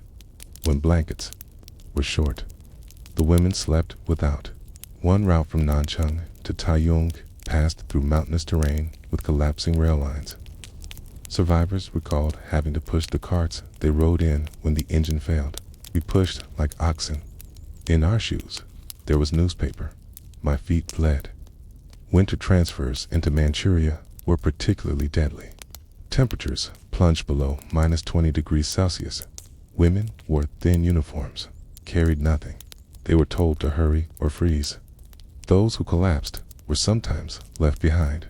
One Nisa, local Manchu farmer leader, recalled seeing a line of women, huddled, passing through his village. They had no shoes. One looked like she was 12. I gave her a steamed bun. A soldier hit me with the back of his rifle. He never saw them again. In some cases, women escaped during transit, but most who did were recaptured or perished from exposure. The land was foreign, the language unfamiliar, and the uniforms that once protected them now chased them down. A Korean survivor who fled near Luoyang was hidden for weeks by a Chinese family after the war. She married one of her rescuers. She never spoke her native language again. Too much of it reminded me. The forgotten roots weren't only physical. There were administrative journeys too. Once a woman was transferred, her former identity, if it had ever been recorded, was erased. She became a new number, a new file. Her old injuries were not acknowledged. Her previous usefulness not considered. Each station saw her as freshly arrived, as if the miles she had endured were nothing, as if her body hadn't already been worn thin by too many beds, too many injections, too many miles. These routes were designed for efficiency, not safety. No rest stops, no schedules, only destinations, only quotas, only silence. After the war, some transit orders were recovered, typed in perfect characters, filed in folders that survived the bombings. One such order reads, deploy 8 personnel from Station 3A Kunming to Post 6 Hanoi Sector. Ration per 1.2 Go Rice Day. Escort 2 soldiers. There is no mention of names, just units, grain, guards, and the unspoken assumption. They will arrive. They will obey. They will not speak. What do we call a journey when its only map is bruises? What happens to a person when every stop makes them less visible? And what kind of history do we inherit when the roads were built not for escape, but for endurance? Asterisk, by 1945, the routes were still active, but falling apart. Japan's front lines had receded. Allied forces were closing in. Rail lines were bombed. Bridges collapsed. Supply chains broke. But the transfers didn't stop. Women were still moved, sometimes more urgently, more chaotically, with less food, less protection, fewer explanations. In some cases, they were moved to escape liberation as American and Soviet forces advanced. The Japanese military evacuated entire comfort stations. Women were loaded onto trucks and sent to remote outposts or temporary shelters. Tara told. They were being protected. In truth, they were being hidden. One group of Korean women, stationed near Mandalay, were moved 3 times in the final 3 months of the war. They passed through bombed roads, crossed rivers on rafts, and slept in open fields. 2 died en route. 1 disappeared during a night transfer. The others reached a small outpost near Michina when the war ended. They were still there, malnourished, shoeless, forgotten. No one came to retrieve them. They waited for 3 weeks before walking to a nearby village for help. I didn't know the war was over, one of them later said. It felt the same to me. No soldiers, still no food. These light-stage journeys left scars beyond exhaustion. Some women had no memory of where they had been. They could describe the shape of a doorway, the sound of a diesel engine, the taste of stale bread, but not the name of the town. Their travel was unrecorded, and their presence unacknowledged. When liberation came, most were left off repatriation lists because they had never officially existed in Manchuria. Survivors described the final months as a blur of cold, noise, sudden flight. Stations were shut down overnight. Guards fled. Medical staff vanished. Women were left locked in rooms with no food, no orders, no way out. In one case, they broke the window with a rusted chair and escaped into the snow. One woman made it to a Soviet encampment nearby. She spoke no Russian, but she handed them a scrap of paper with her name. The first time I wrote it in 4 years, she said. The soldiers gave her a coat. She wept when she saw herself in the mirror. There are no monuments for the roads they took, no plaques at the rail junctions, no markers in the fields where they slept. But those roads still exist. Some are now paved highways. Others are village paths. Few have vanished into forest, but beneath the soil beneath. The noise of scooters and engines and hawkers' calls, those journeys remained in the dust, in the bones, in the echo of footsteps that were never counted. In 2012, a group of university students in Seoul began an oral history project focused on unrecorded roots of the comfort women. They compiled testimonies from surviving women who described their movements from station to station. The researchers created a hand-drawn map. It wasn't precise, just a faded outline of Southeast Asia and northern China, with arrows and dotted lines. Each line was labeled not with place names, but with memories. Where the girl with the cough died, where the nurse said sorry and gave me tea, where I lost the comb my sister gave me. This map was displayed once at a gallery in BUSAN. It has since been stored in a vault, awaiting a permanent home. Not because it lacks value, but because the world still struggles to know what to do with roads that shouldn't have existed. The transit system of the comfort women wasn't merely crew-lit, was designed to erase not just lives, but movement, to make it impossible for women to retrace their steps, to make history harder to verify, to ensure that even if they survived, They would never be able to explain where they had gone, what they had endured, how far they had been taken. What is distance when you are carried without choice? What is direction when every turn leads deeper into silence? And how do you map a world that never wrote you down? Asterisk. He arrived in Nanjing in the spring of 1938, freshly shaven, uniform still stiff with starch. T's name barely known outside of his regiment. He was 22 years old. His name was Corporal Fujita Masaru, and unlike many of the men in his unit, he had never fired a weapon in war. He had studied literature before being drafted. He liked poetry. He once wrote a letter home describing how the wind off the Yangtze reminded him of his grandmother's garden. But that was before he walked past the building at the edge of camp. The one with no windows. The one the other soldiers called the greenhouse, though nothing ever grew there. Masaru was assigned to clerical support for a logistics officer in the Imperial Japanese Army's 10th Division. His job was simple: track supply movements, maintain inventory ledgers, transcribe orders. He worked in an office with 2 other corporals and a captain who drank through most afternoons, and once a week was told to deliver a sealed envelope to Facility 9. He didn't know what was inside, but he knew what he heard behind the walls when he walked.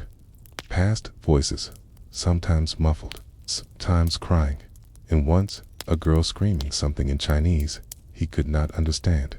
He asked a fellow soldier, jokingly, "What are we growing in the greenhouse?" The man looked at him, shrugged, laughed. Girls. Masaru did not laugh the more times he passed at the facility, the less he could pretend he didn't. No, he saw the food carts. He saw the guards. He saw the doctor, who also served in the military. Hospital bring with him a satchel of tools every Thursday. Masaru had a list of inventory items assigned to that facility. He knew the numbers didn't match. 14 bedding sets for a station marked as uninhabited. Multiple vials of quinine in a region where only malaria patients were being treated elsewhere. A request for sanitary cloths, unnumbered.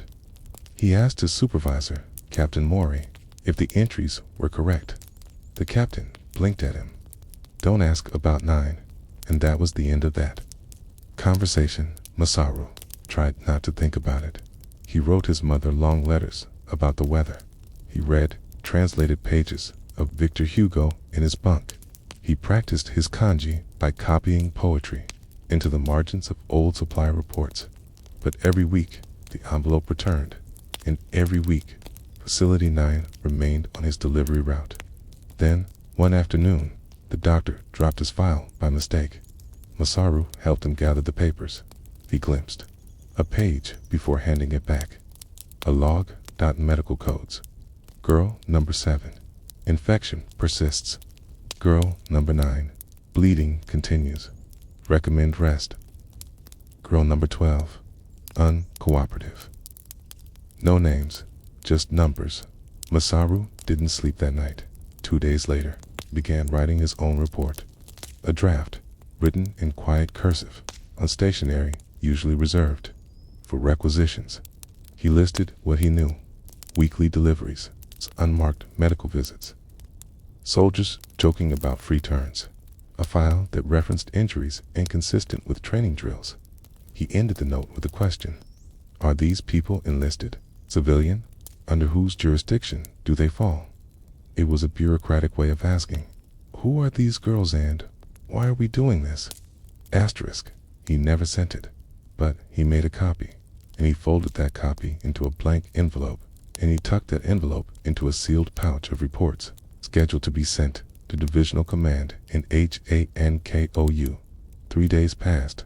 Nothing happened, he told himself. He'd imagined it all. Maybe he'd overstepped. Maybe he was wrong. Then, on the 4th morning, he was summoned to the quartermaster's office. He was not told why. Asterisk. He left behind a half-filled notebook and a pair of sandals.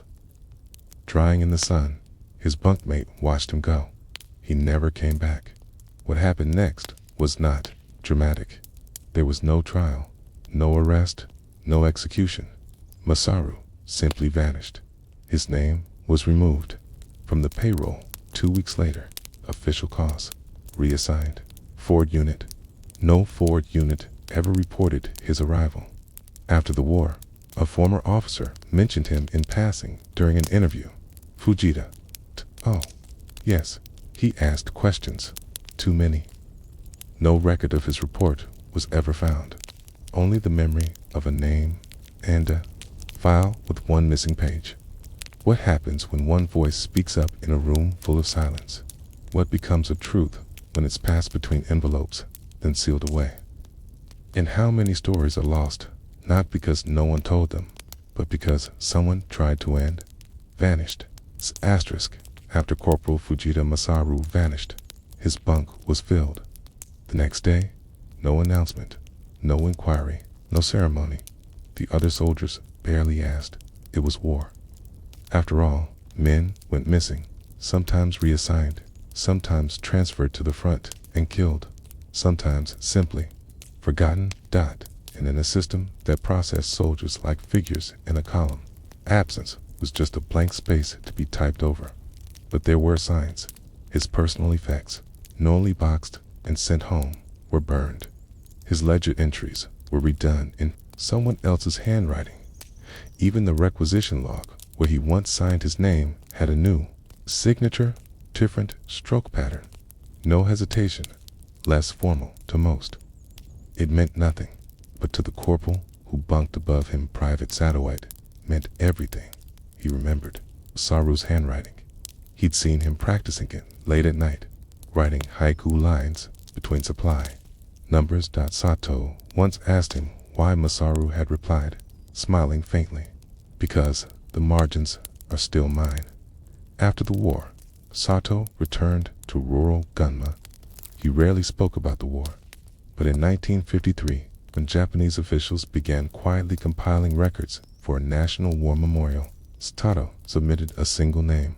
Corporal Fujita Masaru disappeared. April 1938, Nanking Sector. The name was rejected. No death record. No confirmation of reassignment. His name did not appear on any official kill lists. There was no grave, no citation, just absence. But Masaru's quiet rebellion had left faint traces. In a warehouse in Osaka, a decommissioned crate of war records surfaced in the 1980s. Among them, ration logs, supply schedules, medical requests. One document was unusual. It was unsigned, undated, but written in ink on requisition paper. A list, fragmented, scrawled in careful, deliberate strokes. Facility 9, recurring injuries, unexplained. Rotating medical staff, teen girls. No identities recorded. Delivery forms differ from stated need. Requesting review. There was no name attached, but one archivist, cross-referencing handwritings, noted a similarity to surviving letters attributed to Corporal Fujita. No one officially confirmed it, but the page was kept scanned, filed, labeled, anonymous concern. 1938. If it was him, it means this. He did speak. He did try, even if no one listened. Why he vanished is still unknown. Some suggest internal disciplinary action. Others suspect a quiet execution, no official, unsanctioned, but convenient. A few historians believe he may have been sent to a forward unit intentionally, with full knowledge he would not survive.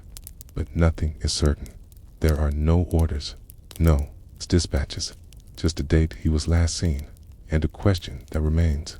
What happened to the man who asked too much, too early, too clearly? His family received no death notice. His mother, according to later interviews, hung his photograph by the door every summer, waiting.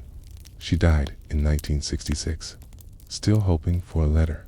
In the modern National Archives of Japan, there is now an index of names submitted for memorial inclusion. Saru's is listed, but only as a disputed entry. The note beside his name reads, "No cause of death. Status unclear." But what could be more clear? A young man saw something he couldn't accept, and in a world where silence was policy and obedience was survival, he tried and was erased. In Nanking today, the area that once held Facility 9 is a concrete overpass. Below it, cars pass, children walk to school, and no signs remain of what once stood there. But sometimes, in the stillness of winter mornings, before traffic rises and the city stretches fully awake, you can hear the wind move between the pillars, and imagine a soldier in soft boots walking too slowly past a building he doesn't yet understand, but knows is wrong. What is bravery if no one saw it? What is truth if no one believed it? And what is a name if even history hesitates to write it down? Asterisk, in every army, there are men who follow and men who vanish. Corporal Fujita Masaru was both. He followed orders until he didn't. He delivered reports until one of them spoke. Too much, he wrote what others erased, and then he was gone. For decades, Masaru's story lived only in the corners of conversations, in the quiet recollections of a few comrades, in the hesitation that crossed the face of an old man. When asked what had happened in the spring of 1938, he became one of many ghosts from a war that preferred efficiency over memory. But every so often, someone remembered. In 1994, a journalist researching post-war archives found a single sheet of unfiled correspondence in a government annex in Nagoya. It was yellowed, unstamped, written in brush and ink at the top, to the Office of Military Conduct. Hanku Command Date, smudged and unreadable. The letter contained only 5 sentences. There is an unofficial station operating in Sector 3. No registrations, no identification of detainees. Medical staff report repeated harm. This must be reviewed. No name, no rank, no. Replied the journalist, never found confirmation that it was from Masaru, but there were 2 small kanji written at the bottom corner, half-yearist, Junja Shigeki, honesty. Years later, during a rare public exhibition of suppressed wartime documents, the note was displayed behind glass. Visitors passed by without stopping. Too brief, too ordinary, just a man who had noticed something wrong and said, "So once, but sometimes. Once is enough." In a quiet prefecture in Gunma, a man named Sato built a small wooden box after retiring. He placed inside it a faded photograph, a pressed flower, and an unsigned poem. The snow fell on things we could not change, but not on the choice to look. I looked. He did too. The rest kept walking. He never spoke Masaru's name aloud again, but every year on March 17th, the day Masaru disappeared, he lit incense by the window and whispered, "Still here." History often celebrates the voices that roar, but in stories like these, we are left with quieter sounds. The brush of a report slid across a desk, the hush of a soldier slowing his step outside a windowless building, the click of a lock on a file that no one ever opened again, and beneath it all, it's the sound of someone trying not to stop the war, but to say that what was happening inside, that war was wrong, that the girls weren't ghosts, that the pain had a source, that there was something worth noticing and writing down and not forgetting. What if more had tried? What if the envelope had made it further? What if someone had listened? What if too early had instead been just in time? But the silence won, and Masaru was lost. Not completely, not forever, but just enough that we cannot know what else he might have done, what else he might have saved, had someone only answered his report, had someone only asked the question back. What becomes of the truth when it is whispered into a war that cannot hear? What becomes of a man who speaks it, anyway? And what kind of world do we live in if we don't at least try to remember him?